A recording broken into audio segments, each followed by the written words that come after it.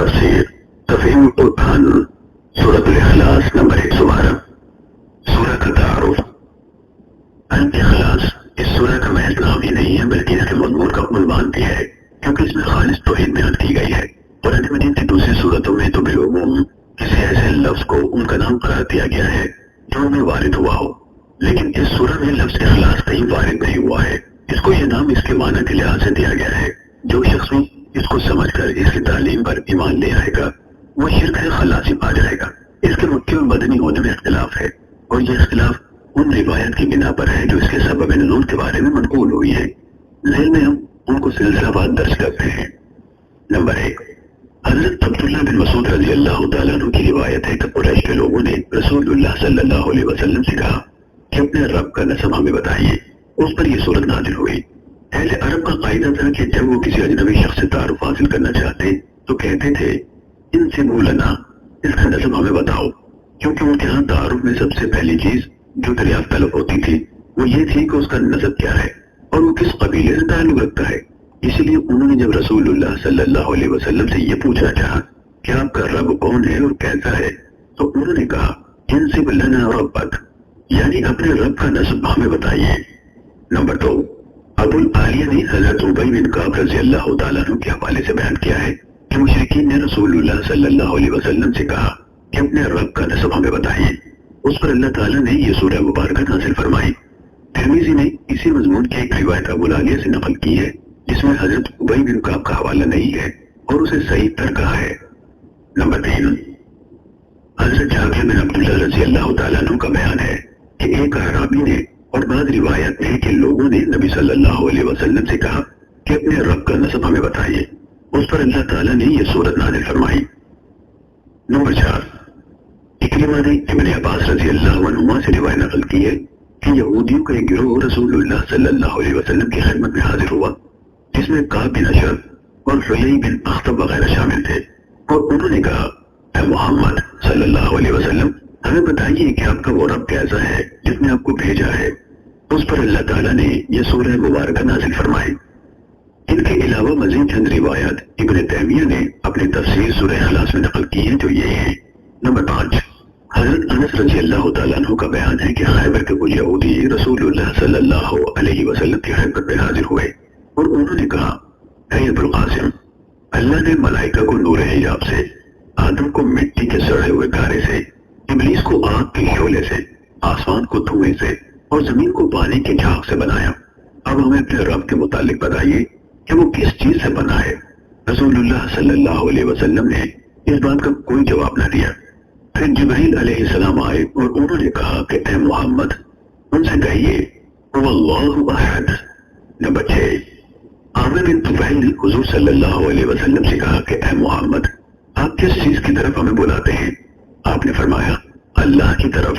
عامر نے کہا اچھا، تو اس کی کیفیت مجھے بتائیے، وہ سونے سے بنا ہوا ہے یا چاندی سے یا لوہے سے؟ اس پر یہ صورت نازل ہوئی۔ نمبر 7، ضحاک اور قتادہ اور مقاتل کا بیان ہے کہ یہودیوں کے کچھ علماء حضور صلی اللہ علیہ وسلم کے پاس آئے اور انہوں نے کہا کہ اے محمد، اپنے رب کی کیفیت ہمیں بتائیے، شاید کہ ہم آپ پر ایمان لے آئے۔ اللہ نے اپنی صفت تورات میں نازل کی ہے، آپ بتائیے کہ وہ کس چیز سے بنا ہے، کس جنس سے ہے، سونے سے بنا ہے یا تانبے سے یا پیتل سے یا لوہے سے یا چاندی سے، اور کیا وہ کھاتا ہے اور پیتا ہے، اور کس سے اس نے دنیا وراثت میں پائی ہے، اور اس کے بعد کون اس کا وارث ہوگا؟ اس پر اللہ تعالیٰ نے یہ صورت نازل فرمائی۔ نمبر 8، ابن عباس کی روایت ہے کہ نجران کے عیسائیوں کا ایک وفد 7 پادریوں کے ساتھ نبی صلی اللہ علیہ وسلم کی خدمت میں حاضر ہوا اور اس نے حضور سے کہا ہمیں بتائیے آپ کا رب کیسا ہے، کس چیز سے بنا ہے؟ آپ نے فرمایا میرا رب کسی چیز سے نہیں بنا ہے، وہ تمام اشیاء سے جدا ہے۔ اس پر اللہ تعالیٰ نے یہ صورت نازل فرمائی۔ ان روایات سے معلوم ہوتا ہے کہ مختلف مواقع پر مختلف لوگوں نے رسول اللہ صلی اللہ علیہ وسلم سے اس معبود کی ماہیت اور کیفیت دریافت کی تھی جس کی بندگی و عبادت کی طرف آپ لوگوں کو دعوت دے رہے تھے، اور ہر موقع پر آپ نے اللہ تعالیٰ کے حکم سے ان کو جواب میں یہی صورت سنائی تھی۔ سب سے پہلے یہ سوال مکے میں قریش کے مشرکین نے آپ سے کیا اور اس کے جواب میں یہ صورت نازل ہوئی۔ اس کے بعد مدینہ طیبہ میں کبھی یہودیوں نے، کبھی عیسائیوں نے اور کبھی عرب کے دوسرے لوگوں نے حضور سے اسی نوعیت کے سوالات کیے اور ہر مرتبہ اللہ تعالیٰ کی طرف سے اشارہ ہوا کہ جواب میں یہی صورت آپ ان کو سنا دے۔ ان روایت میں سے ہر ایک میں یہ جو کہا گیا ہے کہ اس موقع پر یہ صورت نازل ہوئی تھی، اس سے کسی کو یہ خیال نہیں ہونا چاہیے کہ یہ سب روایتیں باہم متضاد ہیں۔ اصل بات یہ ہے کہ کسی مسئلے کے بارے میں اگر پہلے سے کوئی آیت یا صورت نازل شدہ موجود ہوتی تھی تو بعد میں جب کبھی حضور کے سامنے وہی مسئلہ پیش کیا جاتا، اللہ تعالیٰ کی طرف سے ہدایت آ جاتی تھی کہ اس کا جواب فلاں آیت یا صورت میں ہے، یا اس کے جواب میں وہ آیت یا صورت لوگوں کو پڑھ کر سنا دی جائے۔ حدیث کے راوی اس چیز کو یوں بیان کرتے ہیں کہ جب فلاں معاملہ پیش آیا یا فلاں سوال کیا گیا تو یہ آیت یا صورت نازل ہوئی۔ اس کو تکرار نزول سے بھی تعبیر کیا جاتا ہے، یعنی ایک آیت یا صورت کا کئی مرتبہ نازل ہونا۔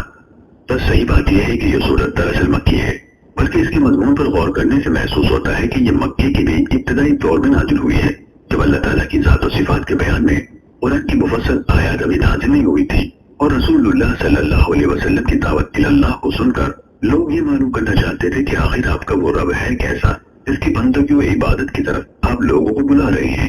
اس کے بالکل ابتدائی دور کی نازل شدہ صورت ہونے کا ایک ثبوت یہ بھی ہے کہ مکے میں جب حضرت بلال رضی اللہ تعالیٰ عنہ کا آقا امیہ بن خلف ان کو دھوپ میں تپتی ہوئی ریت پر لٹا کر ایک بڑا سا پتھر کی چھاتی پر رکھ دیتا تو وہ احدن احدن پکارتے تھے۔ یہ لفظ احد اسی صورت سے ماخوذ تھا۔ شان نزول کے بارے میں جو روایتوں پر درج کی گئی ہیں ان پر ایک نگاہ ڈالنے سے معلوم ہو جاتا ہے کہ جب رسول اللہ صلی اللہ علیہ وسلم توحید کی دعوت لے کر اٹھے تھے اس وقت دنیا کے مذہبی تصورات کیا تھے؟ بت پرست مشرکین ان خداؤں کو پوج رہے تھے جو لکڑی، پتھر، سونے، چاندی وغیرہ مختلف چیزوں کے بنے ہوئے تھے، شکل، صورت اور جسم رکھتے تھے۔ دیویوں اور دیوتاؤں کی باقاعدہ نسل چلتی تھی، کوئی دیوی بے شوہر نہ تھی اور کوئی دیوتا بے زوجہ نہ تھا۔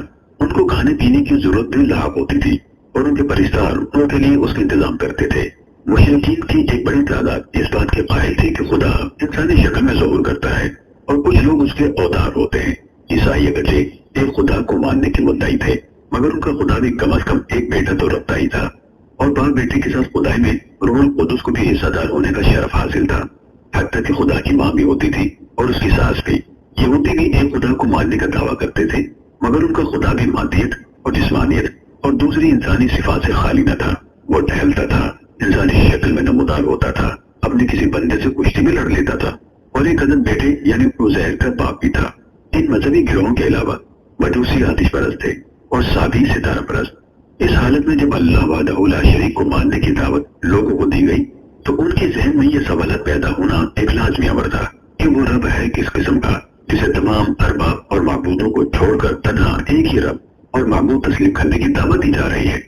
قرآن مجید کا یہ اعجاز ہے کہ اس نے ان سوالات کا جواب چند الفاظ میں دے کر اللہ کی ہستی کا ایسا واضح تصور پیش کر دیا جو تمام مشرکانہ تصورات کا خلق کر دیتا ہے اور اس کی ذات کے ساتھ مخلوقات کی صفات میں سے کسی صفت کی آلودگی کے لیے کوئی گنجائش باقی نہیں رہنے دیتا۔